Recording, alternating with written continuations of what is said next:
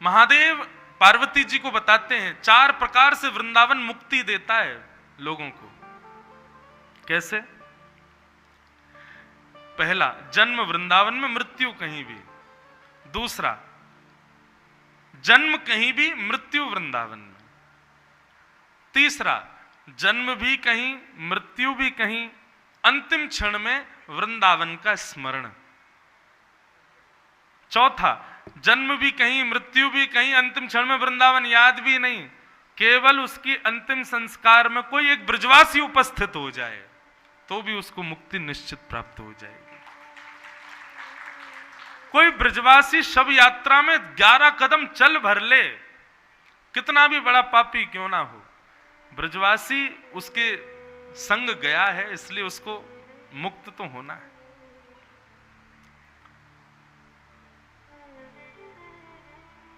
लेकिन बंधुओं एक बात कहें, ये पद मुझे बहुत प्रिय है अब जो आ रहा है आशावरी।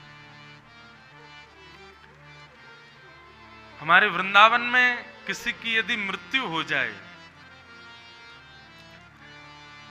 तो निश्चित है वो व्यक्ति वैकुंठ भी नहीं जाता। वैकुंठ का प्रावधान तो वेदों में, शास्त्रों में बताया, पर वृंदावन की रीति कुछ अलग ही है बंधु। वृंदावन में प्राण त्यागने वाले व्यक्ति को वृंदावन से प्रस्थान करते ही वो अप्रकट वृंदावन में प्रवेश कर जाता है, वो श्री वृंदावन पहुंच जाता है, निज वृंदावन में प्रवेश कर जाता है। निज वृंदावन है कैसा? निज वृंदावन में यमुना जी भी हैं, राधा रमण जी भी, राधा वल्लभ जी भी, बिहारी जी भी, दामोदर जी भी, मदन मोहन जी भी, सब हैं निज वृंदावन में। पर निज वृंदावन का रूप कितना सुंदर, वैष्णव जन, संत जन बताते हैं। निज वृंदावन में राधा रमन जी यूं ही ना खड़े रहें, जैसे ही आप दर्शन करवे जाओगे निज वृंदावन में तो श्री राधा रमन लाल जी आपसे मुंह करके बोल भी सकते हैं, अरे आज खाली हाथ आयो, कछु लेके ना आयो मेरे काजे, मुझको बहुत जोर की भूख लगी है, चल मेरे काजे कछु बना के ला। निज वृंदावन में वृंदावन के सब रसिक जन विराजमान हैं। स्वामी श्री हरिदास जी का प्रत्यक्ष दर्शन निज वृंदावन में हो जाएगा। गोपाल भट्ट गोस्वामी भ्रमण करते हुए निज वृंदावन में दिखेंगे।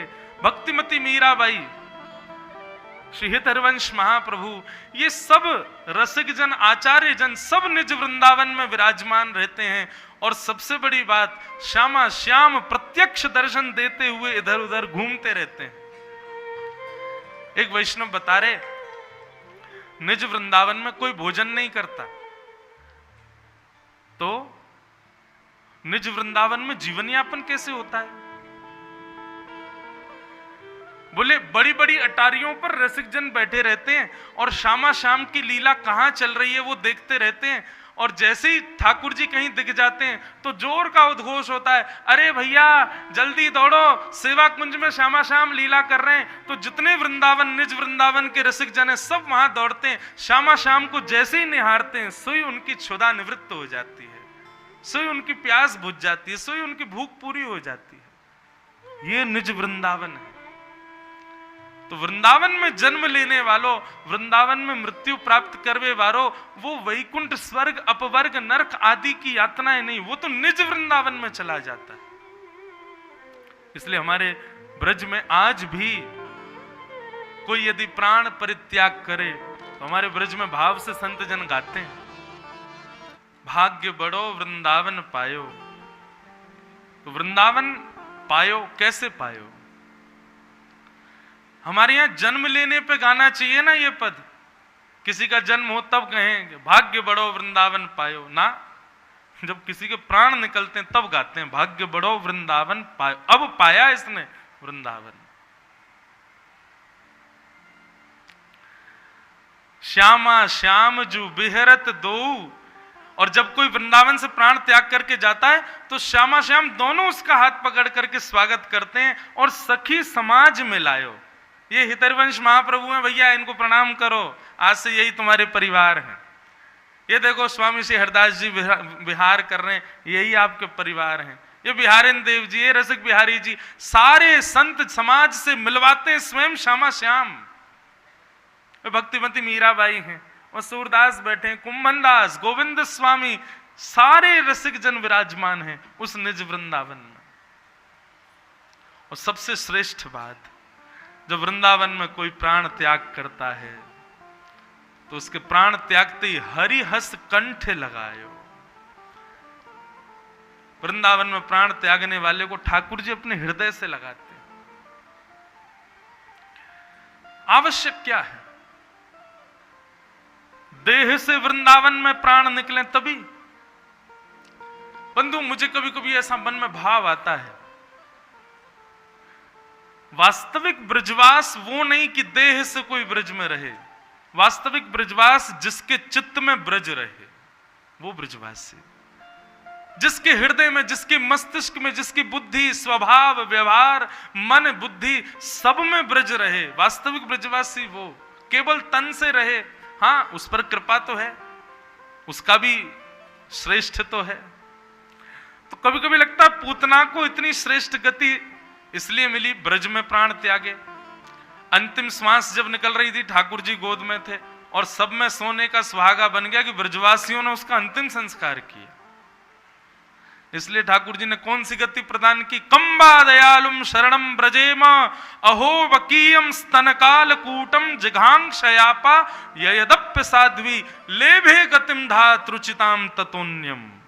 उसको वो गति मिली महाराज, 33 कोटि देवता और सब लोग सिर पर हाथ रख के बैठे, बताओ भगवान को मारने गई और कैसी गति मिली इसको? तो निश्चित ही साधारण नहीं है। वृंदावन में प्राण त्यागे हैं, ब्रजवासियों ने संस्कार किया है, ठाकुर जी गोद में लेकर के प्राण त्यागी है, इसीलिए उसको इतनी बड़ी सदगति प्राप्त हुई है।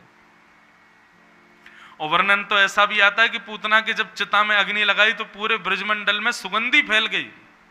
पूतना के चिता से निकलने पर सुगंधी ही सुगंधी पूरे ब्रजमंडल में हो गई।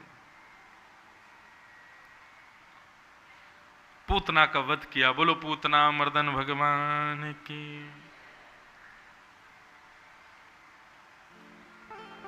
भगवान 6 दिन के थे, छठी पूजने वाली थी ठाकुर जी के, जब पूतना आई।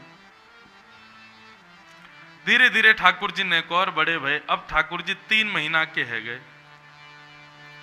अच्छा देखो, 1 वर्ष तक ठाकुर जी के उत्सव कैसे कैसे मने, सुनो। 3 महीना के जब ठाकुर जी भय, तब पता कौन सा उत्सव हुआ? करवट उत्सव। ठाकुर जी ने करवट बदली पहली बार। तो पहली बार करवट बदली सो पूरे ब्रजमंडल में नगाड़े बजन लगे। सब बोले भैया कहाँ भयो? बोले आज नंद के लाला ने करवट ली है महाराज। करवट उत्सव। सब मानो यूं ही बैठे रहते हैं, जैसे ही ठाकुर जी करें आ सोई सब, अरे बधाई हो बधाई हो, आज नंद के लाला ने आ शब्द निकारो भैया। ऐसा उत्सव मन रहो पूरे ब्रज में। कोई ग्वाला लाल जी के पास में यदि मुंह धर के बैठो, ठाकुर जी को वहां पे चरण पड़ जाए, महाराज 3 दिन तक नहावे ना, बोले ना मेरे गाल पे लाला के चरण लगे भय भैया, अभी धोंगो ना आंखों में। नंद के लाला ने अपने पामते ऐसे छू दियो मुंह को। ऐसा उत्सव मना रहे हैं सब ब्रजवासी इतने आनंद में। तो ठाकुर जी का करवट उत्सव हुआ। 3 महीना के लाला है गए और यहां कंस ने सक्टासुर नाम का एक दैत्य भेजा। ठाकुर जी थोड़े आज चिढ़ रहे हैं, क्यों? कोई गोपी कान गाल खींचे। अच्छा ठाकुर जी हैं कैसे? गदमदरा से। गदमदरा समझते हैं? गदमदरा जानते हैं? जैसे कई बालक आपने छोटे छोटे ऐसे देखे हो, गदमदरा मतलब उनके गाल यूं लटके रहते हैं, फूल के नीचे लटक जाते हैं। गर्दन तो उनके होती ही नहीं है, ये मोही यहां तक पूरा यही गर्दन है। हाथ भी ऐसे महाराज गोल मटोल बिल्कुल, उनको हमारी ब्रज भाषा में बोलते हैं गदमदरा। पाम भी ऐसे सूमो जैसे महाराज। तो हमारे लाल जी गदमदरा से हैं, ऐसे गदमदरा से। कोई गोपी गाल खींच जाए, कोई हाथ खींचे, कोई पाम खींचे, सब ठाकुर जी को कोई कहीं से गुदगुदी करे, कोई कहीं। सो ठाकुर जी जोर से रोने लगे, लाल पड़ गए रोते रोते। यशोदा मैया ने सबको भगाया, बोले हटो यहाँ से। सब लाला को छेड़ते रहे। मैया ने अपनी गोद में लियो, बोली अब यहाँ सुबाऊंगी तो सब आ जाएंगे। सोई मैया नंद भवन के पीछे एक बैलगाड़ी खड़ी भई, वहां के नीचे कपड़ा बांध के बढ़िया झूला बनाया और वहां में लाल जी पधरा दिए। पधरा के मैया थोड़ी देर तो वहीं बैठी रही, लाल जी को सुबाती रही। जैसे ही ठाकुर जी के नेत्र बंद भये, नींद आ गई, नैनों में नींद भर आई लालन जू के। जैसे ही नींद आई सो यशोदा मैया बोली बहुत काम है, मैंने काम कर आऊं। मैया जैसी उठ के गई, इतने में ही सक्टासुर नाम का वो दैत्य, उस बैलगाड़ी को सकट बोलते हैं, सकट के ऊपर आके बैठ गया। बहुत सारे दूध दही घी आदि के मटके रखे थे। भगवान के नेत्र खुले, बोले मैया तुम मुख छोड़ी चली गई, देख ले कौन आयो। ठाकुर जी ने अपना एक पांव लंबा किया और लंबा करके ऐसे तक करके बैलगाड़ी में मारा। बैलगाड़ी महाराज फिटों ऊपर उछल करके 3 बार गोल गोल घूम करके नीचे गिर गई। सक्टासुर का वध हो गया। बोलो सक्टासुर मर्दन भगवान की। सक्टासुर वध। अब इसमें टीकाकार क्या बताते हैं, ध्यान से सुनो बंधुओं। बैलगाड़ी में 2 पहिए होते हैं। ये सकट क्या है, हमारा जीवन सकट। गृहस्थाश्रम, गृहस्थाश्रम भी 2 पहियों पर चलता है, पति और पत्नी। ये दोनों ही उस गृहस्थाश्रम रूपी सकट को चलाते हैं। दोनों में से एक में भी वजन, या आजकल कहते हैं ट्यूब के टायर हैं तो हवा कम नहीं होनी चाहिए, नहीं तो सकट टेढ़ा मेढ़ा चलेगा, यात्रा करने वाले सुखी नहीं हो पाएंगे। कौन करता है इस पर सफर? हमारे बाल बच्चे, हमारे घर के परिवार के सब लोग इस गृहस्थाश्रम रूपी सकट के ऊपर ही बैठ करके सफर करते हैं। इसलिए इसमें क्या होना चाहिए, मुख्य 2 मुखिया जो पति पत्नी है, घर के मुखिया, उनको समान होना चाहिए, तभी चल पाएगा। लेकिन सकट तब तक नहीं चल सकता जब तक उसके आगे वृषभ यानी कि बैल को ना लगाया जाए, और वृषभ को धर्म का रूप माना जाता है। मतलब ये सकट तब तक नहीं चलेगा जब तक आपके जीवन में धर्म ना आवे। चलेगा तो सही, पर धर्म आएगा तभी सुखद चल पाएगा। धर्म, धर्म रूपी वृषभ हो, दोनों पति पत्नी समान हो, तो सकट खूब आनंद से चलता है। लेकिन धर्म विहीन सकट जो होता है, ठाकुर जी अपने पाद प्रहार से उसको ध्वस्त कर देते हैं। इसलिए भैया धर्म विहीन अपना जीवन नहीं रखना है। लाल जी का पाद प्रहार क्या है? भगवान कोई हमारे गृहस्थाश्रम को ऐसे भुजा पैर से उड़ा देंगे, ऐसा नहीं है। ठाकुर जी का पाद प्रहार है, मतलब वो कभी देखेंगे ही नहीं वहां पर, और ठाकुर जी ना देखें, इससे बड़ा पाद प्रहार क्या होगा? ठाकुर जी की कभी दृष्टि ना पड़े हम पर, हमारे जीवन पर। निश्चित मानिए ठाकुर जी को यही नहीं पता कि कौन इंद्रेश, कौन है ये, क्या करता है ये। तो इससे बड़ा हमको तो भैया फिर जमुना जी में डूब जाना चाहिए। इतनी कथा गा रहे हैं, इतना ठाकुर जी की सेवा कर रहे हैं, उनको हमको चाहिए नहीं कि लाल जी पधारें, लेकिन कम से कम इसका इतना तो हो कि लाल जी को इतना पता हो कि कोई इंद्रेश है। हम भजन करें, साधन करें, तिलक लगाएं, जो भी कुछ करें, कम से कम लाल जी को, लाडली जी को इतना तो पता हो कि हम हैं। बस हमारा यही से कल्याण है, जानो कि हम हैं, हम उनके हैं ये भी नहीं चाहिए, हम हैं ये उनको पता है। बस धर्म विहीन व्यक्ति, ठाकुर जी उसको ऐसे नजरअंदाज कर देते हैं, पता ही नहीं है कि ये कौन है। ये सक्टासुर वध की लीला से हमने सीखा, सकट को धर्म विहीन मत रखो अपने जीवन को, नहीं तो ठाकुर जी एक पाद प्रहार में उड़ा देंगे। बंधुओं, पूरी बाल लीला ऐसी ऐसी ज्ञानवर्धक है, एक एक लीला में ठाकुर जी कुछ सिखा रहे हैं मानव को। ये सामान्य लीला नहीं है। भगवान ने सक्टासुर का वध कर दिया। अब तो जोर की आवाज आई महाराज बैलगाड़ी गिरवे की, सब दौड़े, कहा भयो कहा भयो। यशोदा मैया ने जैसे ही जाके नंद भवन के पीछे देखी, सब मटका फूटे पड़े हैं, दूध घी दही को कीच है गई है, और ठाकुर जी करवट लेनो तो सीख ही गए, तो कभी यूं करवट ले रहे हैं, कभी यूं करवट ले रहे हैं, वही मई दही में नहा रहे हैं खूब प्रेम से। मैया दौड़ करके गई, लाला को उठा के हृदय से लगायो। कैसे गिर गई हो, कैसे गिर गए हो इतना बड़ो ये सकट। एक बालक गयो मैया के पास, मैया मैं बताऊं जे बैलगाड़ी कैसे गिरी? बोले हाँ बता। वो मैया तेरो ने 100 लाला है ना? बोले हाँ। जाने अपना मोटा सा पाम उठायो और इतना लंबो कियो, इतना लंबो कियो, ऐसे करके मैया पहलवानन की तरह यानी यूं लात मारी, सोई बैलगाड़ी ऐसे ऊपर 3 बार घूम के नीचे गिर गई। मैया बोली यहां पे आइयो। जैसी समीप गयो सोई मैया ने एक धर दियो गाल पे। तेरी मैया की उम्र क्यों मोते मजाक करे हैं? नेक सो कोमल सो फूल सो मेरो लाला, यो कह रो बाने ऐसो लंबो पाम करके यो मार दियो। मैया तेरी सौगंध खा के कह रहा हूं, मैंने अपनी आंखन से देख। मैया बोली फिरते आ यहाँ पे, एक और दियो वाके। सुखदेव जी यहां वर्णन कर रहे हैं, ये कोई मनगढ़ंत बात नहीं है। सुखदेव जी कह रहे हैं नते श्रद्ध धीरे गोपा बाल भाषित मृत्युत। गोपा किसको कहा? यशोदा जी को। बोले यशोदा जी का इतना प्रेम है कृष्ण के प्रति कि वो बालक सच बोल रहा है, लेकिन अप्रेमयम बलम तस्य बालकस्य न ते विदु। उस बालक की सच्चाई को सुखदेव जी यशोदा जी स्वीकार नहीं कर रही हैं, और बल्कि उसको थोड़ा सा सुना और दिया, डांट और दिया, ने कहा धरव दियो। झूठ बोले मोते, मेरो लाला ऐसा ना कर सके। मां की ये ममता, मां का ये वात्सल्य, इससे ठाकुर जी और आनंदित हो गए। बंधुओं, अब आप गौर करना, ठाकुर जी बार बार अपनी प्रभुता प्रकट करेंगे लेकिन ब्रजवासी स्वीकार ही नहीं करेंगे। यही तो प्रेम का स्वरूप है। जहां हम अपने प्रेमी की प्रभुता नहीं देखते,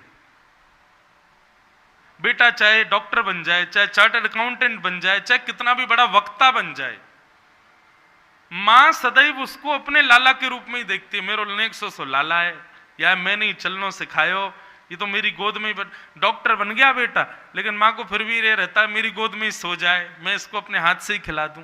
ये स्वच्छंद निष्काम प्रेम केवल मैया का नहीं है, पूरे ब्रजवासियों का ठाकुर जी के प्रति।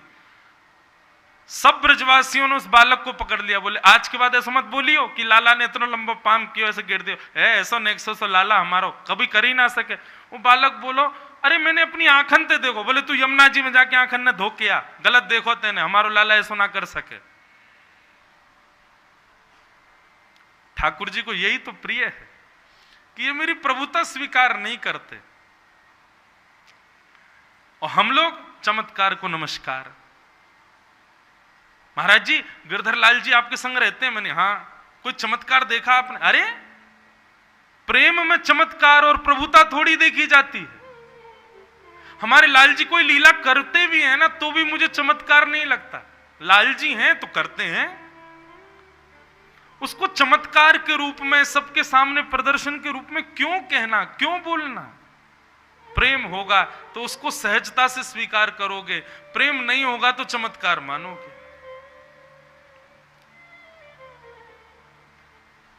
महाराज जी वृंदावन की कोई चमत्कार की लीला बताओ, राधा रमन जी की बिहारी, क्यों तब तक विश्वास नहीं होगा क्या आपको?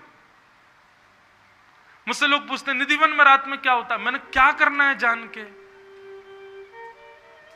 हम अपने निज कक्ष में क्या करते हैं सबको पता चल जाए, कितना बुरा लगेगा हमको। ठाकुर जी का निज स्वरूप है निधिवन राज सेवा कुंज, वहां ठाकुर जी क्या करते हैं, क्यों करते हैं, हमको क्या फर्क पड़ता है उससे? निज ठाकुर जी की लीला है, चलने दो। हमको विश्वास के लिए प्रमाण की आवश्यकता है, तो निश्चित है हमारा प्रेम नहीं है ठाकुर जी से।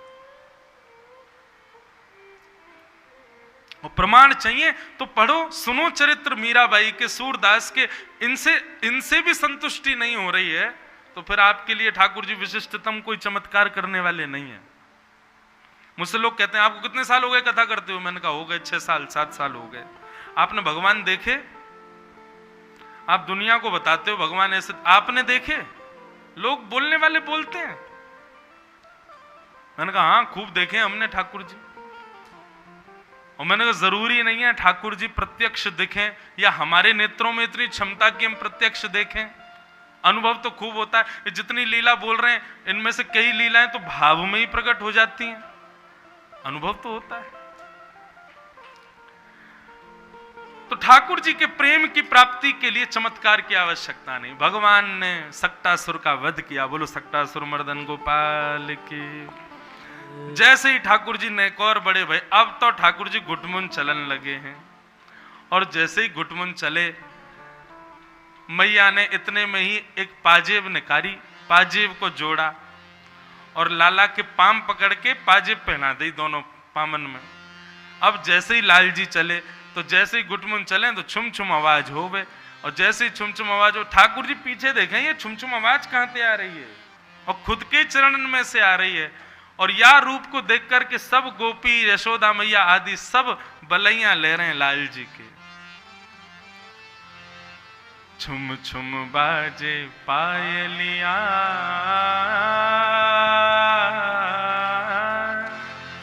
छवि देख लावे कान्हा, मेरे घर आए लाला, मेरे घर आए।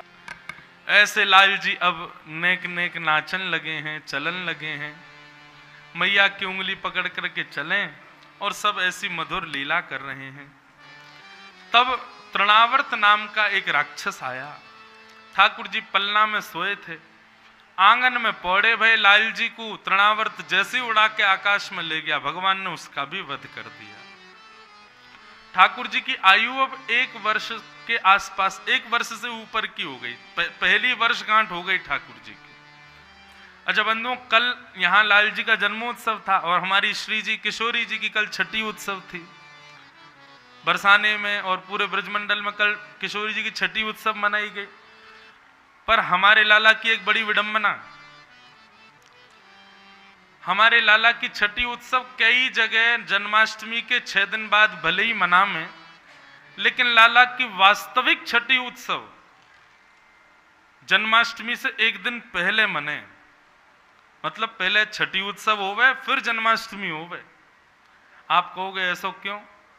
बोले भैया उत्सव में इतने व्यस्त है गए ब्रजवासी की भूल ही गए कि लाला की छठी मनानी है। जब लाला की वर्षगांठ की तैयारी है लगी, पूरे ब्रजमंडल में उत्सव की तैयारी, कल लाला 1 वर्ष को हैवे वारो है, कल अष्टमी है। यशोदा मैया बोली कछू तो रह गए हो। तब सब ग्वालिन आई, सब गोपी आई। यशोदा मैया बोली मुंह को ऐसा क्यों लग रहा है कि लाला की कोई कछू तो रह गए हो। तब यशोदा मैया, अरे हमने तो लाला की छठी ना पूजी, लाला 1 वर्ष को हैवे को आगो, यही मारे पूतना तृणावर्त और ये सबरे आए हमारे लाला के ऊपर। तो फिर यशोदा मैया बोली अब कहा करें, कल तो लाला 1 वर्ष को है जाएगा। तो सब गोपी बोली अब मैया अब याद आज आ गई है तो फिर आज ही पूज दो। तो अष्टमी से 1 दिन पहले सप्तमी भादों में ठाकुर जी की वर्षगांठ से 1 दिन पहले मैया ने छठी पूजी लाला की। इसलिए ऐसा हमारे कई ब्रज के मंदिरों में, विशेष रूप से गोवर्धन में, श्रीनाथ जी में ठाकुर जी की छठी उत्सव भादों की सप्तमी को पूजते हैं। और फिर उस दिन सब छठी, जैसे 6 दिन के बालक की जैसे पूजी जाए, जो जो होंगे उत्सव गायन होंगे, बधाई गायन होंगे, आदि आदि जो भी कछु होगो, वो सारी रीति रिवाज ठाकुर जी के फिर से भये। तो लाला की छठी पूजी गई, 1 वर्ष को लाला है गए, वर्षगांठ भई ठाकुर जी की। मैया ने क्षुद्र घंटिका की कौंधनी पहनाई लाला के कमर में। अब जैसे ही कौंधनी पहनाई वो तो छम छम बजे, सो ठाकुर जी पूरे दिन अपनी कमर मटकाती सी डोले। यही मारे लाल जी हमारे बांके बिहारी हैं, वो कमर टेढ़ी काय को करके खड़ी रहे। बचपन से मैया ने आदत जो लगा दी, वो क्षुद्र घंटिका बजावे को उनको इतना शौक है कि यों ही करते रहे हमेशा। यही मारे लाल जी हमारे बांके ही खड़े हुए। बाल लीला लाल जी की बड़ी मनोहर है बंधु। कभी कोई वक्ता सुना रहा हो और आप नेत्र बंद कर लो, आपको छवि दिख जाए, समझना प्रत्यक्ष ठाकुर जी हैं वो। 1 वर्ष के है गए, लेकिन अभी लाल जी को नामकरण नहीं भयो। क्यों? सांडिल्य मुनि भगवान के कुल पुरोहित हैं, लेकिन सांडिल्य मुनि जानते हैं कि नंद यशोदा के जो ये लाला है ना, ये देवकी और वसुदेव के पुत्र हैं, और कोई और के बालक को नामकरण में क्यों करूं, उनके कुल पुरोहित करेंगे। तो सांडिल्य मुनि ने गर्गाचार्य जी को जाकर के कहा कि देखो आप देवकी वसुदेव के कुल पुरोहित हो, रहस्य आप और मैं जानते हैं, नंद यशोदा को तो पता नहीं है कि उनका बालक जो है वो देवकी का है। मैं तो चाहूं कि भैया आपके कुल में लाला भयो है तो आप ही नामकरण करके आओ। तो श्री गर्गाचार्य जी ज्योतिषी के प्रणेता, ज्योतिष विद्या का प्रादुर्भाव गर्गाचार्य जी ने किया। गर्गाचार्य जी गोकुल पधारे तो नंद बाबा बड़े प्रसन्न भये। नंद बाबा ने जाके प्रार्थना करी, बोले सांडिल्य मुनि हमारे कुल पुरोहित तो आ नहीं रहे हैं, इतने वर्षों से हम बोल रहे हैं उनको लाला को नामकरण होना हो। तो गर्गाचार्य जी बोले देखो, कुल पुरोहित यदि उपस्थित नहीं हो तो उसके मित्र से भी यदि करवाया जाए तो कोई हानि नहीं, अगर आपकी इच्छा हो तो मैं कर दूं। महाराज आनंद बाबा तो इतने आनंदित, तो बोले आप कर देंगे तो फिर वहां में कोई सुख की सीमा ही नहीं, आप हमारे लाला को नामकरण कर दो। गर्गाचार्य जी बोले ठीक है, कल करेंगे, लेकिन सुनो प्रचार मत करना। हमने बहुत सुना आप करवट उत्सव तक मनाते हो अपने लाला का, हैं? इतना प्रचार करते हो तभी तो ये राक्षस आ जाते हैं। अब ये नामकरण संस्कार गोपनीय रखो, किसी को मत बताओ।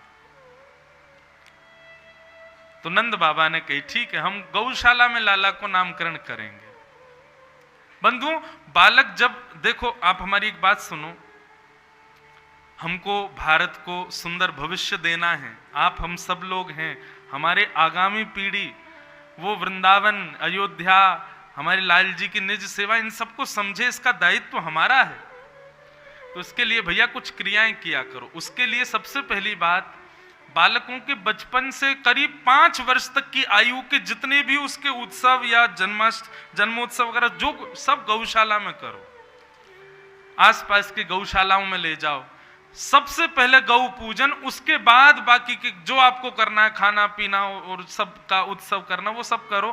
पर सबसे पहले उस बालक की बुद्धि में ये आ जाए कि मेरा कोई भी विशिष्ट दिन आएगा तो सबसे पहले मुझे गौ पूजा करनी है। घर के ठाकुर जी को भी मत पुजवाओ, पहले गैया को पुजवाओ।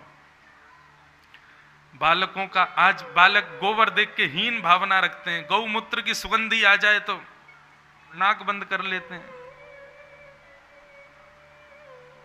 ये हमारा दायित्व है कि गौ से उसकी प्रीति हो। मां 3-4 वर्ष तक बालक को दूध पिलाती है, 90-80 साल तक तो फिर गैया ही पिलाएगी, और उस गैया से प्रेम ही नहीं, केवल दूध पे, तो ये भी स्वार्थ है। इसलिए बच्चों का पहले प्रेम बढ़वाओ गैया से। अभी से हमको वचन दो, जितने भी छोटे छोटे बालक यहाँ पर रोज वक्ता बन के घूमते रहते हैं इधर उधर, इनके सारे उत्सव आज के बाद सब गौशाला में होंगे। गायों को प्रणाम, गौ सेवा, गौ ग्वारियाओं की सेवा और गौ परिक्रमा, गाय की पूंछ से झाड़ा आदि दे, फिर उसके दिन में कुछ भी करो, कोई छूट है सबकी, लेकिन पहले गौ सेवा। गैया लगे, भगवान स्वयं एक पद गाते हैं, गैया लगे अति प्यारी जग पालनहारी, गैया लगे। ठाकुर जी को सबसे प्रिय गैया। लोग हमसे पूछते हैं महाराज जी, ठाकुर जी हमको स्वीकार कर रहे हैं, इसका प्रमाण क्या है? गौ प्रेम और संत प्रेम, वैष्णव प्रेम, ब्रजवासी प्रेम, ये 4 प्रेम प्रीति यदि आपके हृदय में है तो निश्चित ठाकुर जी ने आपको स्वीकार किया है। गौ प्रीति नहीं है, संत सेवा की प्रीति नहीं, ब्रजवासियों से प्रेम नहीं, वैष्णवों से कोई रति नहीं, तो निश्चित है ठाकुर जी से कोसों दूर हो आप। गौ प्रीति।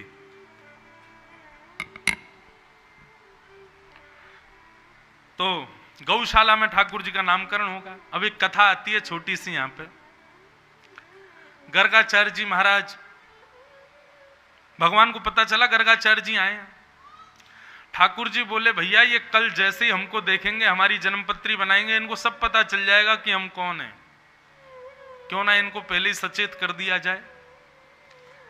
गर्गाचार्य जी यशोदा मैया से बोले मैया हमारे संग में ठाकुर जी की सेवा चलती है, पर हम स्वयं अपने हाथ की बनाई सामग्री ठाकुर जी को पवाते हैं, आप हमको सामग्री दे दो ताकि हम भोजन सिद्ध करके ठाकुर जी का भोग लगाएं।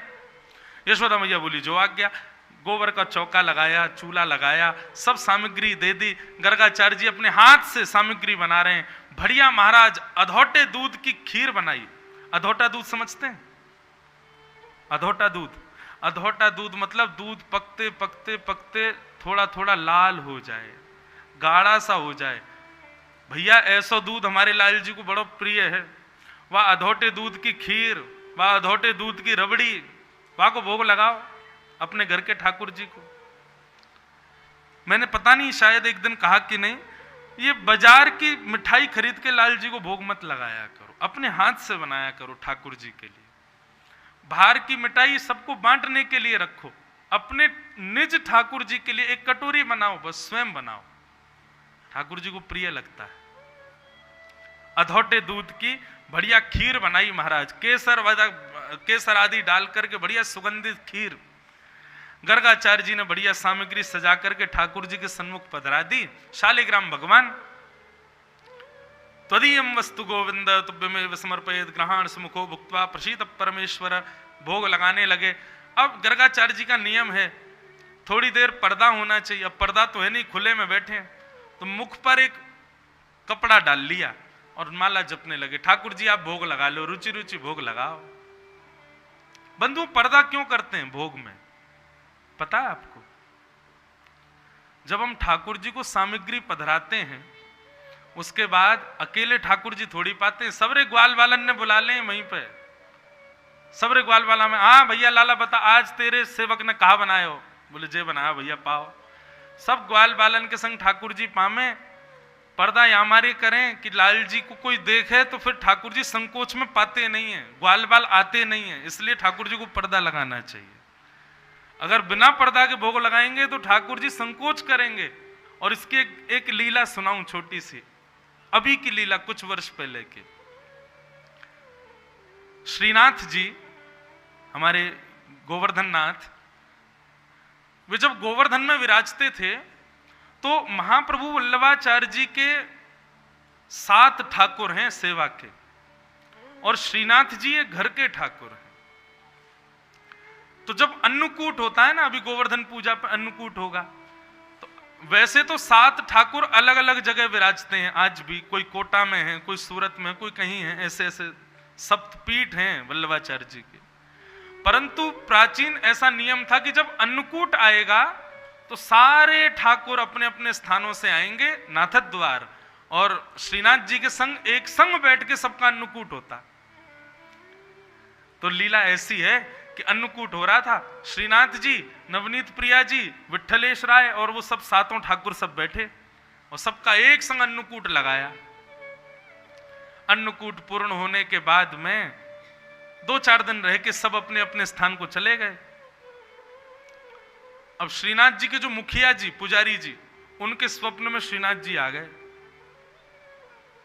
श्रीनाथ जी मुंह फुला के बैठे हैं। पुजारी जी बोले जय जय, कहा भयो आप उदास बैठे हो? बोले मुझे भूख लग रही है, अन्नकूट में मेरो पेट ना भरो। पुजारी जी बोले क्यों इतनी सामग्री? महाराज चावल का पहाड़ इतना ऊंचा होता है कि ठाकुर जी दुबक जाएं उसमें, इतना ऊंचा बनाया जाता है वो। बोले आप अभी भी भूखे रह गए? बोले अरे ना, सामग्री तो परिपूर्ण नहीं, लेकिन ये आसपास इतने सारे देव बैठे, इतने सारे ठाकुर बैठे कि मैं संकोच में पायो ही नहीं। कहीं यो नहीं कहें देख कितनो खारो है, देख कैसे भर भर खारो है, तो ये हमारे संकोच में मैं तो नेक नेक ही पारो। अब ऐसा होता है ना, आदमी एकांत में तो खूब प्रेम से पाता है, जैसे उसका मन वैसे खाता है। दाल में चावल मिला, सब्जी मिला, हाथ पूरे सान के खूब प्रेम से पाता है। लेकिन जब देखे 10-15 लोग बैठे हैं तो चम्मच लेगा महाराज, धीरे धीरे शिष्टाचार से खाएगा। तो ठाकुर जी बोले मोह इतनो संकोच है रहे हो, 7 बैठे मेरे आसपास, तो मोह यो लगी कि जन कहा सोचेंगे कैसे खा रो है, या हमारे मेरो तो पेट ही ना भरो। तो गुसाई जी बोले जय जय आज्ञा करो, कहा करें।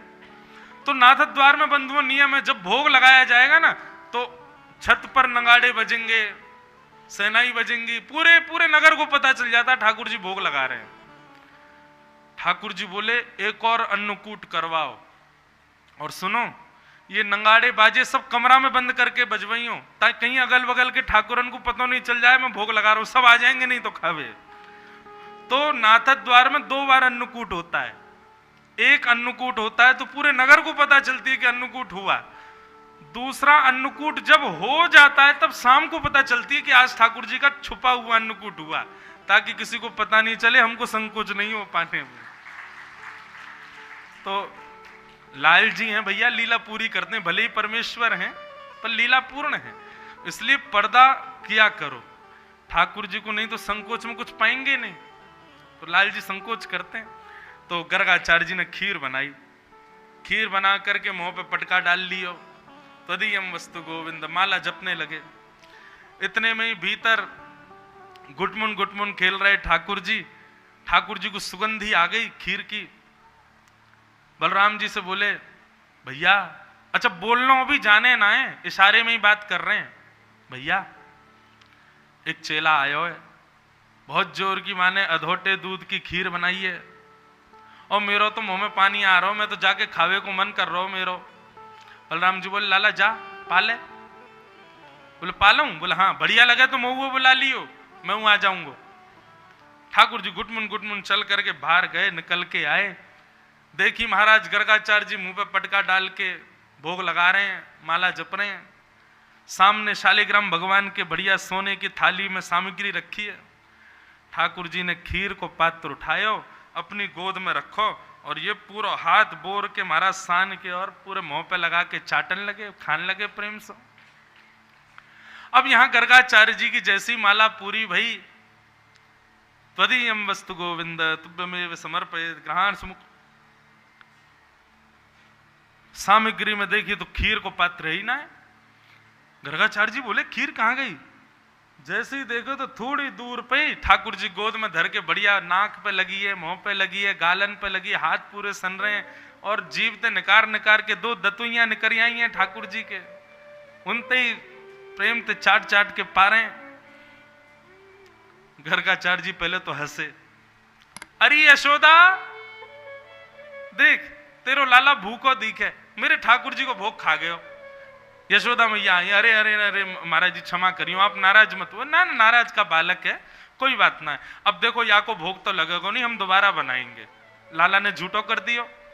यशोदा मैया आई, खीर को पात्र उठा के अलग कियो, लाल जी उठा के भीतर पधरा दिए। ठाकुर जी बोले, अब जब लगनो ही ना है तो पूरा ही दे देती, बल भैया खा ले तो हमारे संग लेकर गई वाह। गर्गाचार्य जी ने दूसरी सामग्री बनाई, ठाकुर जी से क्षमा मांगे, हे शालिग्राम भगवान, छोटो बालक अबोध है, झूठो कर दियो आपको प्रसाद, आप फिर से भोग लगा। फिर से बढ़िया खीर आदि बना करके भोग लगाए, मुंह पे पटका डाल करके गर्गाचार्य जी जैसे ही बैठे, त्वदीयम वस्तु गोविंद। यहां अंदर बलराम जी लड़ रहे ठाकुर जी थे, दारी के अकेले अकेले पाया हो, मुंह को ना लेके आयो। बोले, अरे कहा बताऊं, बड़ो वैसो है, मैया तो शिकायत कर दे हमारी। भैया मैंने फिर से खीर बनाई है, सुगंधी आ रही है मुंह को, अब के पाया हूं। बलराम जी बोले, ना मैं जाऊंगा। बोले, सुनो ना भैया, पहले मैं चख लाऊं, बढ़िया लगेगी तो आपको बुला लूंगा। ठाकुर जी फिर से बाहर आए, देखिए गर्गाचार्य जी मुंह पे पटका डाल के पड़े, खीर को पात्र उठाया और दूर ले जाके बैठे, प्रेम से पान लगे। अब की बार गर्गाचार्य जी के जब नेत्र खुले और खीर का पात्र नहीं दिखा तो गर्गाचार्य जी को गुस्सा आ गया। शैतान बालक, ये यशोदा, हम अपने ठाकुर जी को लेके कहीं और जा रहे हैं, ये तेरो लाला तो माने ही ना है, इतना उद्यमी, देख फिरते याने आके सब भोग झूठो कर दियो। हमारे ठाकुर जी इतनी दूर से चल के आए, भूखे प्यासे बेचारे, और ये तेरो लाला बार बार आके खीर खा जाए। यशोदा मैया आई, बाबा क्षमा कर दो, वो तो भली जानो कि यानी शालिग्राम ना खाए, नहीं तो या को शालिग्राम कभी कभी गुलाब जामुन लगे जे उनको खा जाए। नंद बाबा तो अपने शालिग्राम की सेवा करके ऊपर धर जाएं कि कहीं लाला के हाथ नहीं पड़ जाएं, क्योंकि मुंह में डल के घूमे पूरे घर में, या को लगे शहद में नहावे जैसे मीठो है गए होगो। बाबा क्षमा कर दो। यशोदा मैया गई, पात्र फिर खींच लो, ठाकुर जी पकड़ रहे हैं पात्र, या तो खान दो। मैया ने खींचो, दूर कर दियो। अब की बार लाल जी को ले जाकर के कमरा में बंद कर दियो। ठाकुर जी खिड़की पे जाके खड़े है गए और ऐसे घूर के देख रहे हैं गर्गाचार्य जी को। तो है ना पता, सांचो जय जय तो मैं ही भोग लगा रहा हूं। गर्गाचार्य जी ने फिर से सामग्री बनाई, ठाकुर जी से बोले जय जय, छोटा बालक है, अबोध है, आप क्षमा कर दो, आप पुनः भोग लगाओ। त्वदीयम वस्तु गोविंद। तो अब की बार ठाकुर जी निकल के आए, कमरा में थे, गुटमुन चल करके गए, खीर को पात्र उठा के गोद में वहीं बैठ गए, जय जय के बगल में। और जैसे ही गर्गाचार्य जी के नेत्र खुले, नन्हे से बाल कृष्ण की चतुर्भुज रूप प्रकट हो गया, शंख चक्र गदा पद्म धारण करके मानो गर्गाचार्य जी को अपना पूर्ण पर ब्रह्म स्वरूप दिखा दिया। कोई विशाल नहीं बने ठाकुर जी, नन्हे से गोपाल जी के चतुर्भुज प्रकट हो गए। एक भुजा से खीर को पात्र पकड़ो है, एक भुजा से स्वयं पा रहे हैं, और अपने ही अधरामृत में मिश्रित व खीर को गर्गाचार्य जी को भी पवा रहे हैं। गर्गाचार्य जी के नेत्र सजल है गए, दंडवत प्रणाम कियो ठाकुर जी, मैं आपके रूप को पहचान नहीं पाया। ऐसी मधुर लीला ठाकुर जी कर रहे हैं। हाँ हाँ। भगवान बोले हमने अपना स्वरूप इसलिए दिखाया गर्गाचार्य जी कि कल जब आप हमारी जन्म पत्री देखोगे तो आपको पता तो चल जाना है कि हम कौन हैं। कहीं आप मैया के सामने मत बोल देना। ये ब्रजवासी सब बड़े सीधे, बड़े भोले, इनको पता नहीं है कि मैं परम ब्रह्म हूं, तो मेरे साथ इतनी सहज लीला करते हैं, मेरी प्रभुता भूल करके मुझसे प्रेम करते हैं, मुझे वो प्रिय है। इसलिए आपसे प्रार्थना, मां के सामने मत बोलिएगा कि मैं नारायण हूं। गर्गाचार्य जी बोले जो आज्ञा। और दूसरे दिन नामकरण संस्कार हुआ। बड़े भैया का नाम राम रखा गया। बलराम जी का मूल नाम राम है। अयम ही रोहिणी पुत्रो रमयन सुहृदो गुणैः आख्यास्यते राम इति बलाधिक्याद् बलं विदु। आपके इस बालक का नाम मैं राम रखता हूं, लेकिन बल की अधिकता की वजह से लोग इसको बलराम कह करके पुकारेंगे। बोलो बलराम जी महाराज की। बड़े भैया को नाम बलराम। छोटे की बारी आई तो महाराज कहा नाम रखोगे हो? बोले शुक्ले रक्तस्तथा पीता इदानीं कृष्णतांगत। मैया आपका ये लाला कभी शुक्ल वर्ण का था, कभी रक्त वर्ण का था, कभी पीत वर्ण का था, इस बार ये कृष्ण वर्ण का है, इसलिए मैं इसका नाम भी कृष्ण ही रखता हूं। बोलो बाल कृष्ण लाल की। भगवान का नाम कृष्ण रखा गया। बंधुओं, ठाकुर जी का वर्ण कैसा? कृष्ण वर्ण। कृष्ण वर्ण का मतलब क्या होता है? ठाकुर जी काले नहीं है। संसार में जितनी भी रंग है ना, उन सबका जब मिश्रण किया जाएगा तो मिश्रण करने पर जो रंग प्रकट होगा वो कृष्ण वर्ण है। सारे रंग ठाकुर जी में विद्यमान हैं।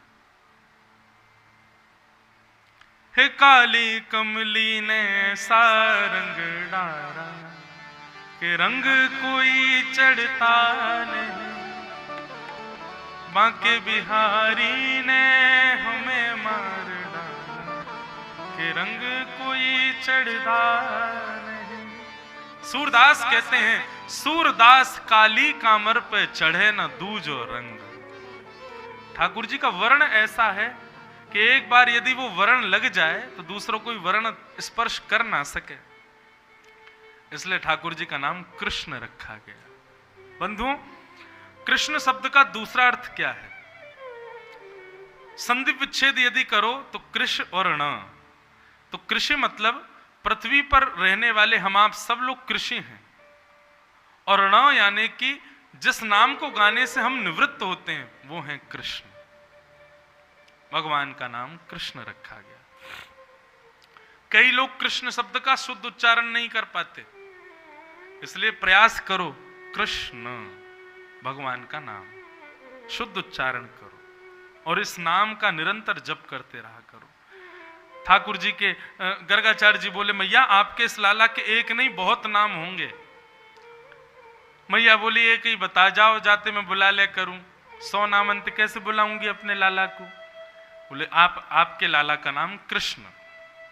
लेकिन जाते जाते गर्गाचार्य जी बोले मैया एक बात बोल जाऊं आपके लिए, आपका लाला यदि कभी कोई विशिष्ट क्रिया करे, कोई लीला कर दे या फिर कुछ ऐसा करे जो सामान्य मानव नहीं कर सकता, तो आप चिंता मत करना। क्यों? बोले नारायण समो गुणी है, आपका लाला नारायण के समान गुण वाला है, यदि कभी कुछ विलक्षण लीला करे तो आप चिंता मत करना, ये कर सकता है। मैया बोली सही बताओ नारायण तो ना है? नहीं नहीं मैया नारायण नहीं है। और नारायण हो तो बताओ। मैया ने कान मरोड़ो ठाकुर जी को, बताओ नारायण हो तो या को मैं देखूं अभी। नहीं मैया नारायण समूह गुण ही, नारायण के समान गुण वालो है। ऐसे ठाकुर जी का नामकरण किया गया। अब भैया लाल जी ने एक और बड़े है गए, अब तो महाराज ऐसी चौकड़ी मार के भागे, एक जगह तक कूदे सीधे कहां पहुंचे कोई पता नहीं, पूरे गोकुल की नाक में दम कर रखो महाराज अकेले ठाकुर जी ने। श्री सुखदेव जी बोले परीक्षित बहुत लंबा चौड़ा व्याख्यान का विषय नहीं है ठाकुर जी की लीलाओं का वर्णन, एक छंद में बता देता हूं ठाकुर जी कितनी लीला करते हैं। श्रृंग्यग्निड्यम शशि जलद्विजकंटकेभ्य, ठाकुर जी ऐसी ऐसी लीला करते हैं। गायों के सींग पे चढ़ जाते हैं और फिर गैया के सींग पे चढ़ करके गैया कहीं भागती है, ठाकुर जी उसी पे चढ़े रहते हैं, मतलब सवारी कर रहे हैं सींग पे चढ़ के। पर गैया जाके ठाकुर जी को गोबर में ही फेंकती है, कंठ भर गोबर में धस जाते हैं। फिर मैया के पास रोते रोते जाएंगे, देख मैया तेरी गैया ने मुँह को मारो। मैया बोले लाला कितनों नवाओ धुवाओ सजाओ, भाई में जा खेला गोबर में। ऐसी ऐसी ठाकुर जी की लीला। फिर आई ठाकुर जी की चोरी लीला, माखन चोरी लीला। बंधु भगवान ने माखन चोरी की, इसके पीछे भी एक बहुत बड़ा रहस्य है। ब्रजवासियों से राजा कंस कर लेता है टैक्स, और किस रूप में लेता है? माखन के रूप में। मक्खन दूध दही इन सबको जाकर के सब ब्रजवासियों को मथुरा में जमा करना पड़ता है, यही उनका कर है। थोड़े थोड़े आगे आ जाओ, बिना हिले शांति से आ जाओ। जय हो। तो भगवान को जब ये बात पता चली कि सब ब्रजवासी कर देते हैं दूध घी दही मक्खन के रूप में, तो ठाकुर जी को ये अनुचित लगा। भगवान बोले कंस जैसे राक्षस को इतनी शुद्ध अमृत तुल्य वस्तु लेने का अधिकार नहीं है, लेकिन ब्रजवासियों के घर में गैया है तो गौ रस तो देना पड़ेगा। बोले लेकिन क्या हो यदि उस रस को कोई चोरी कर ले तो फिर नहीं देना पड़ेगा।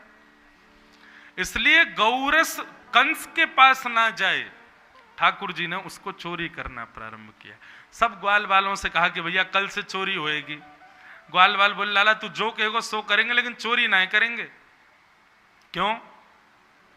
हमारी मैया के चोरी करवे तो ब्याह ना होवे। ठाकुर जी बोले हम बे ब्याह ना होवे। अरे शरीर ना बनेगो तो ब्याह ना होगा तेरो, जब तक मक्खन ना खाएगो दूध दही ना खाएगो तेरो शरीर ना बनेगो, कौन ब्याह करेगो तो ते? सब कंस को दे देगो, कैसे काम चलेगो? चल मेरे संग चोरी करो। और सब ग्वाल वालों को ठाकुर जी ने समझा दिया। अब ठाकुर जी महाराज पहले दिन तो ठाकुर जी ने अपने घर में ही चोरी करी। प्रैक्टिस मेक्स मैन परफेक्ट, तो अपने घर में ही कर लें। अपने घर में चोरी करवे गए तो मैया ने पकड़ लिए, मैया को बहानों देने लगे।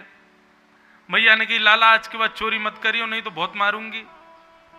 ठाकुर जी बोले ठीक है। ग्वाल वालन से बोले भैया देखो घर में तो हमें गए फेल, लेकिन दूसरे के यहाँ जाएंगे। 3 सेनाएं तैयार करी ठाकुर जी ने, जल सेना थल सेना वायु सेना। कैसे? बोले वायु सेना तो है बंदर, ये बंदर एक दूसरे की छत पर कूद कूद करके ऊपर से झांक के देखते हैं कहां छीके पे मटकी लगी है, वहीं से कोड वर्ड है इनके, कू कू कू कू करके बताते हैं। ठाकुर जी कान से सुनते हैं, हाँ भैया देख वो पल्ली गली में ते आ रही है आवाज, वहीं तंगी है मटकी, चलो सबरे। कोई गोपी दूर रहे तो जल सेना, मतलब कि सब यमुना जी में तैरते भय वा गोपी के घर जामे। क्यों? बीच में कई सारी बैरिकेडिंग है, गोपी खड़ी कर रखी है, देखियो नंद को लाला नहीं आ जाए। तो गोपियां तो रोड पे मार्ग पे खड़ी खड़ी देखती रहे नंद को लाला तो ना आ रहा। लाल जी जो है का वो जल में तैरते हुए पहुंच जाए वाके घर, पीछे से खिड़की में जाके वाके यहाँ चोरी करे। में आहा। अब यहां पर एक गोपी के यहाँ की मधुर चोरी लीला को हम सुने, फिर आगे चलेंगे। कि वत्सान मुंचन क्वचिद समय क्रोश संजात हास स्तेयं स्वादद्दधिपयः कल्पितैस्तेययोगैः मर्कान् भोक्षन् विभजति सचेन्नात्रिभाण्डं भिनत्ति द्रव्यालाभे सग्रह कुपितो यात्युपक्रोशतो काम्। आहा। कुम्मन दास जी का एक पद है, आज हरि पाए हो नीके राख्यो भवन द्वार ब्रज सुंदरी ये थाने पय पी के भरी गंडूस छीट दे मारी भरी गंडूस छीट दे मारी भय चले दे टीके आज हरि पाए हो नीके। एक गोपी के यहां ठाकुर जी पहुंच गए। गोपी मूढ़ा समझते, मूढ़ा बैठने वाला होता है मूढ़ा। अब आपके यहां क्या बोलते हैं पता नहीं, मूढ़ा ही बोलते हैं। तो मूढ़ा जो होता है वो जूट का बना होता है, कई बार रस्सी का बना होता है, अंदर से वो खाली होता है। तो एक गोपी ने कहा कियो, बोले भैया सुंदर दही, मीठो दही मटका में भर के और बाकी ऊपर मूढ़ो डाल के गोपी स्वयं वहां पे बैठ गई और लाला चुनौती दे रही है, लाला तू आज मेरे घर के दही को चोरी करके दिखा तो मैं तो मानू। ठाकुर जी बोले कहाँ है दही भैया, सबरे ग्वाल वाल खोजो या के घर है। पूरे घर में जाकर के खोज लियो, कहीं दही नहीं मिली। गोपी बोली दही तो निकारो है मैंने, दही तो जमाया हो बहुत बढ़िया, लेकिन तू ढूंढ के दिखा दे और खा के दिखा दे लाला, मैं मान जाऊंगी तू नंद जी को लाला है। ठाकुर जी बोले देख चुनौती मत दे हमें, हम ढूंढ लेंगे। बोले ढूंढ के दिखा। सोई ठाकुर जी ने नेत्रबंद किए और नेत्रबंद करके कोई ऐसा नहीं ध्यान लगाया हो, बाहर दिखाते तो सबको ठाकुर जी यही है कि मैं जय जय हूं। ठाकुर जी नेत्रबंद करके खड़े है गए, मधुमंगल सीधा में देंगे लाला कहा कर रहा हूं, बोले ध्यान लगा रहा हूं, ढूंढ रहा हूं कहाँ है मटकी, जय जय हूं ना मैं। बोले हाँ जय जय ढूंढो। लेकिन ठाकुर जी सूंघ रहे हैं, कहां से सुगंधी आ रही है। सोई सूंघते सूंघते सूंघते ठाकुर जी वह गोपी के पास ही पहुंचे। बोले हेरी गोपी, ये दही की सुगंधी तुम्हें तो क्यों आ रही है, और दही के ऊपर ही तो बैठी है मूढ़ा डाल के।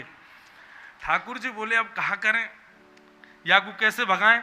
तब सुखदेव जी वर्णन करते हैं, आहा वत्सान मुंचन क्वचित समय क्रोश संजात हास।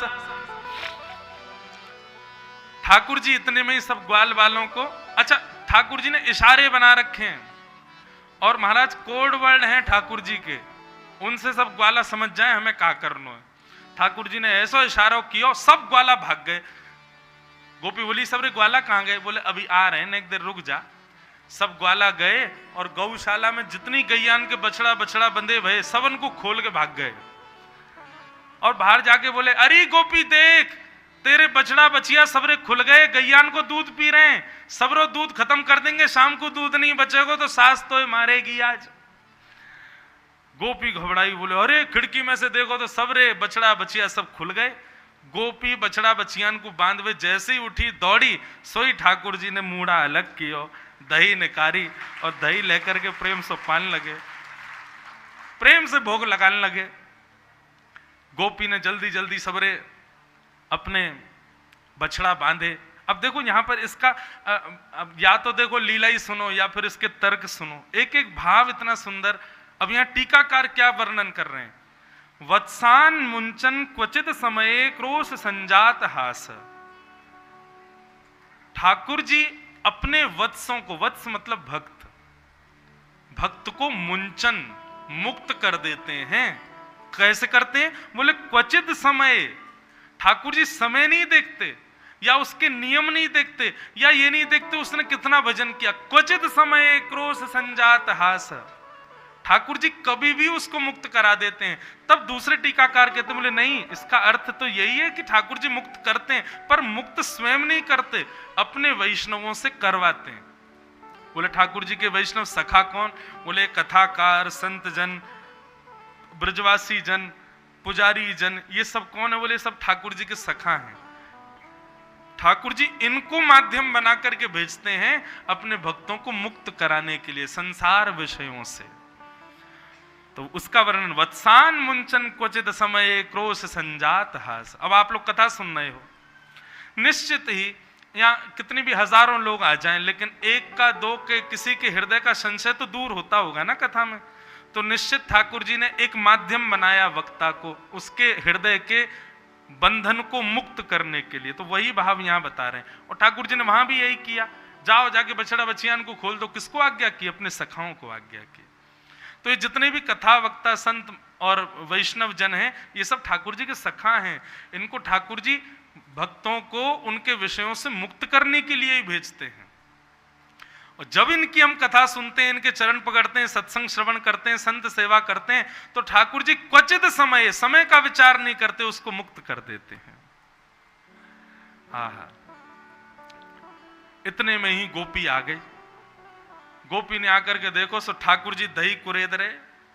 गोपी ने आके, अरे लाला चोरी कर रहा है, चल तेरे हाथ रंगे आज पकड़ लियो मैंने, अब तो कोई यशोदा के पास ले चलूं। ठाकुर जी बोले भलाई को तो जमानो ही ना है। गोपी बोली तेने का भलो कर दियो? बोले अरे गोपी तेने ही मीठो दही या में धर रखो ना, मीठो है ना दही? बोले हाँ लाला मीठो है। तो कैसे पता चली? चोरी करी तभी तो पता चली। बोले ना है, तू जैसी गई ना मैंने मूड़ो हटाया, सो मैंने देखी यहाँ में चेंटी चढ़ रही सबरी, और चेंटी तो मीठे में ही लगे, तो मैं तो उनको बीन बीन के चेंटी इनको हटा रहो, लेकिन भलाई को जमानो ही ना है। मैं चेंटी हटावे यहाँ बैठा हूँ, तू यूं कह रही है तेरे हाथ में मक्खन लगो दही लगो, चलते यशोदा मैया शिकायत करूं, भलाई को जमा ले चल। कहा करूं? मैं तो चाहूं कि तेरो भलो करूं, लेकिन तू को तो मैं चोरी दिखूं। ले चल, ले हाथ पकड़ मेरो, ले चल। ऐसे ठाकुर जी नाटक करें। गोपी बोली अच्छा एक बात बता, तू चींटी बीनो यहाँ में? बोला हाँ। तो चींटी तो लाला उंगलीन ते बीनी जाए, ये तेरो हाथ कैसे सनगो? कहा इतने बड़े बड़े चेंटाए जो तू यो करके निकाल रहा है में ते।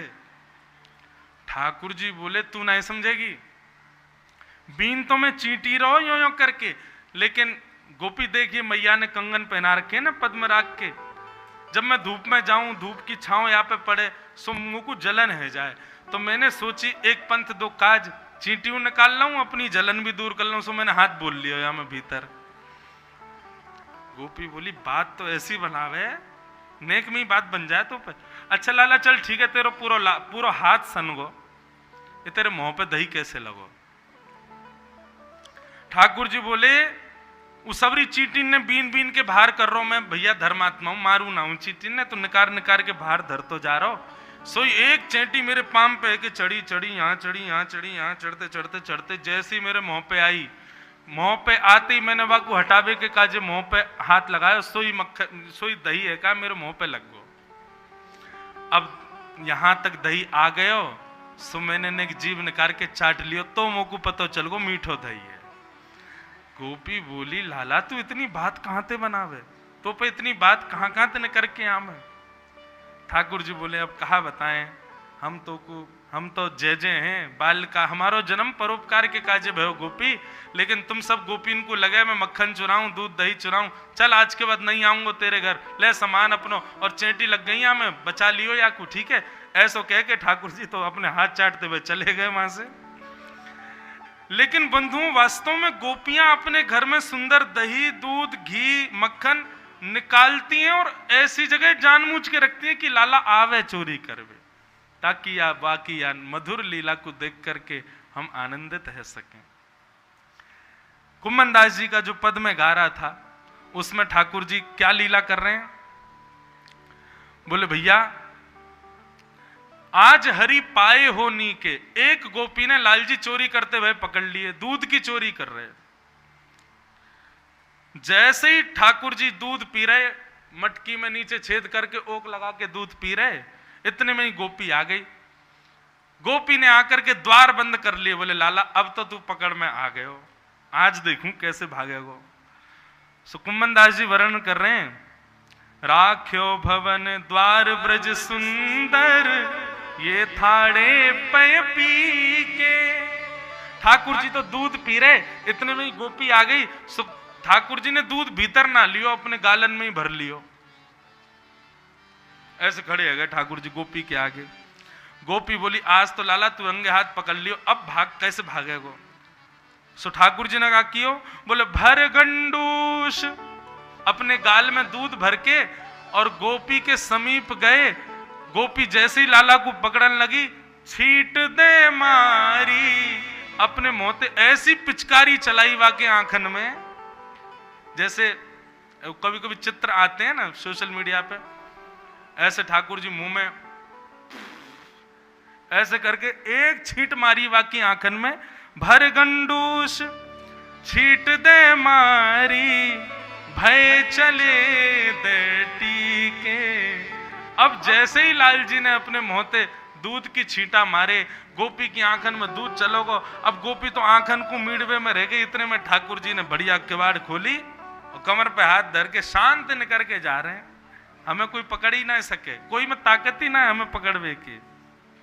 कुंभन दास चाल पर फंदन, जान न दे हो बहम ये जी के। गोपी ने खूब आंख धोई अपनी, लाल पड़ गई। दूसरी गोपी ने आकर के कही, अरे गोपी काय को धो रही है। बोले अरे मेरे आंखन में दूध छिड़क के भाग गयो नंद को लाला। दूसरी गोपी ने आंख खोल करके देखी, बोले दूध तो सबरो निकर गो, फिर काय को धो रही है।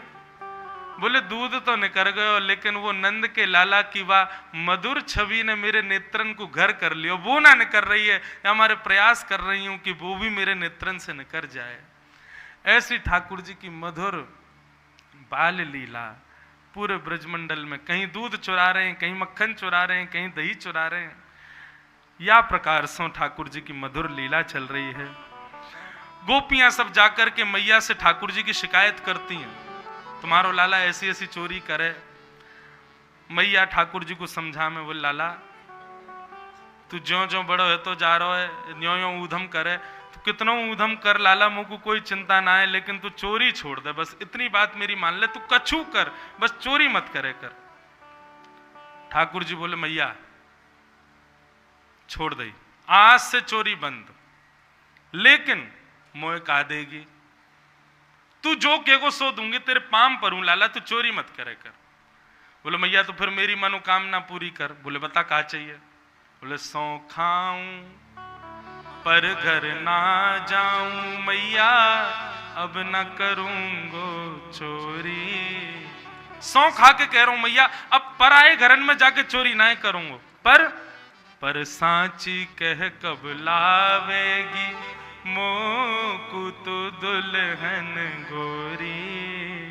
मैया तो मेरा ब्याह करा दे, अब मेरा ब्याह करा दे, मैं तो कुछ सौगंध खा के कह रहा हूं अब चोरी ना करूंगा। यशोदा मैया लेके बैठ गई लाला को गोदी में। अरे लाला तू 3 बरस को 3.5 बरस को ना भयो अभी, और तू को ब्याह करना है। बोले मैया मेरी बड़ी मनी इच्छा है, अब मेरा ब्याह करा दे तू, अब मैं योग्य है गया हूं, तो कैसा लगेगा बता, तेरे घर में बहू डोलेगी हैं। लिया मैया अब तुम को ब्याह करा दे। मैया बोली अच्छा कैसी बहू चाहिए, कोई देख रखी है तेने। ठाकुर जी बोले देख तो ना रखी, लेकिन मेरी मैया कच्ची मनोभाव है कि ऐसी बहू होनी चाहिए। कैसी बहू चाहिए बता। ठाकुर जी कह रहे हैं भोरी सी होए सुभग छोटी। मैया छोटी सी बहू लइयो, छोटा सा मैं हूं, मोती छोटी लइयो, इतनी छोटी लइयो कि जेब में धर के गैया चरावे जाया करूं, और जब मन करे तब जेब से निकाल के बात कर ले करूं। मैया बोली अच्छा इतनी छोटी बहू चाहिए तो। बोले हाँ छोटी सी होए सुभग गोरी, सुआ सारी नाक आंख मोटी। मैया बाकी नाक तो ऐसी हो तोता जैसी, और आंख ऐसी हो बड़ी बड़ी। अच्छा और बोले तोते छुपाए मुख घूंघट में मुस्का जाए थोड़ी थोड़ी। जैसी मैया तू के सामने आवे ना, सोई यूं घूंघट करके और मंद मंद मुस्का के भाग जाए करे, ऐसी बहू लिया मुंह को। यशोदा मैया बोली लाला तेने अभी जे हाल कर रखो है, तू नेक और बड़ो होगो कहा करेगो, इतनी बात कहां से सीख के आवे? और मधुमंगल सिखावे मुझे। बोले यार मधुमंगल है तो मैं देखूंगी, नेक्स्ट से छोरा को ज्ञान तो देवे ना, ये सब सिखावे। मैया तू मेरी बात सुनना, बीच में मत लावे कोई और है। बोले बता। मैया एक बात तो समझाऊं। बोले कहा। बलदाऊ संग न ले जाऊं। मैया जब मैं ब्याह करवे जाऊंगा समन को ले जाऊंगा, लेकिन या बलराम ना लेके जाऊंगा मैं, तू पहले ही सुन ले, बाद में मुंह मत कहियो फिर। मैया बोली क्यों तेरो बड़ो भैया क्यों ना लेके जाएगो? बोले मैया अब कछु भी हो, तू मुझे बहुत प्रेम तो करे, लेकिन मैं कार हूं ना, बहू कहीं मोते भामर ले रही हो, मेरे गले में मारा डाल रही हो, और वास्तव में कहीं बाकू बलराम दिख गए हो गोरो गोरो, और कहीं बाकी मन में आ गई ना जय पति होनो चाहिए, वाने कहीं माला बलराम के गले में डाल दी तो मैया मैं तो बहुत रोऊंगा, फिर मेरी बहू बलराम ले जाएगो।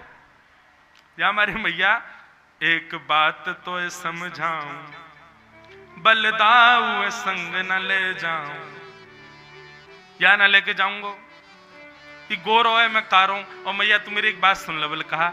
मोए गोरो दुल्हा बनाए दीजो, कहूं हंसे ना वहां की छोरी। मैया तू मेरा ऐसा श्रृंगार करियो, ऐसा श्रृंगार करियो, मैं ऐसा लगूं जैसे कि कोई पूर्णिमा की चंद्रमा को जैसा।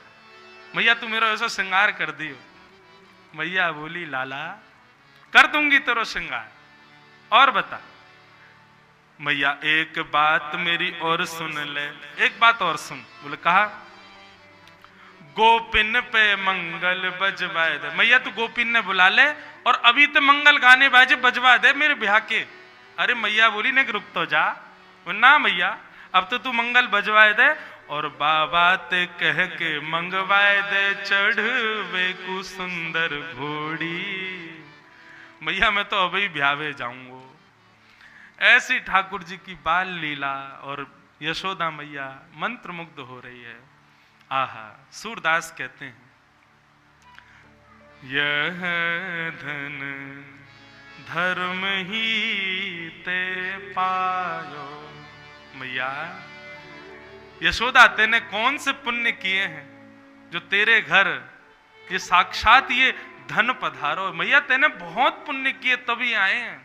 नी के राख यशोदा मैया, नारायण घर आयो।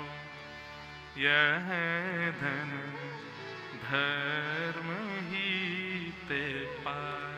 बोलो बाल कृष्ण लाल। ये 5% सुनाई है हमने केवल लीला लाल जी की। अगर अवकाश मिले तो 10-15 दिन तो केवल ठाकुर जी की लीला सुनने में ही निकल जाएं। ऐसी ऐसी लीला है ठाकुर जी की।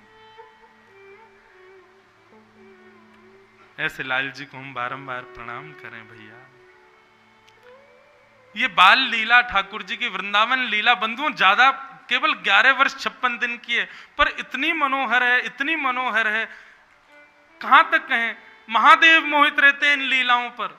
देवादिदेव महादेव मोहित, सूर्य मोहित, चंद्र मोहित, ब्रह्मा मोहित, सब मोहित रहते हैं इन लीलाओं पर। ठाकुर जी ने एक दिन मैया की सास के जमाने की मटकी फोड़ दी, तो मैया ने गुस्सा में आके लाल जी को उखल से बांध दियो। दामोदर लीला बोलते हैं इसको। ये भी बड़ी सुंदर है, पर सूक्ष्म में कहें आज गोवर्धन उत्सव है, लाल जी पधारेंगे। कहीं पता चली लाल जी आए और लाल जी कहेंगे अच्छा दारी के हमारी पोल पट्टी खोल लो सबरी, सबरी बात ने बता रहा हूं हमारी इनने, तो उनके आवे से पहले ही लीला पूरी कर दें। वैसे तो लाल जी को सुख मिले ये सब लीला सुन के। मैया ने ठाकुर जी को उखल में बांध दियो। मैया चली गई, ठाकुर जी उखल खिसका के आगे बढ़े। 2 वृक्ष लगे हैं यमलार्जुन के, दोनों के बीच से ठाकुर जी जैसे ही निकले दोनों वृक्ष गिर गए, और उनमें से कुबेर के पुत्र नल कुंवर और मणिग्रीव प्रकट हुए। दोनों ने भगवान की स्तुति गाई, भगवान ने उनको मुक्त कर दिया। यशोदा मैया को जैसी पतो चली वृक्ष गिर गए। यशोदा मैया बोली अब हम गोकुल में नहीं रहेंगे। जा दिन ते मेरो लाला भयो, कोई ना कोई पीड़ा विपत्ति मेरे लाला पे आती रहे, अब सब लोग यहां से चलो।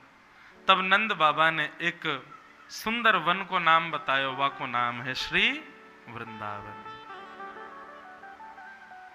आहा, वृंदावन को नाम सुनते ही ठाकुर जी मंद मंद मुस्कान लगे, बोले हाँ मैया यहीं को चलो, वृंदावन चलो। और सब ब्रजवासी इनके संग ठाकुर जी वृंदावन पधारे।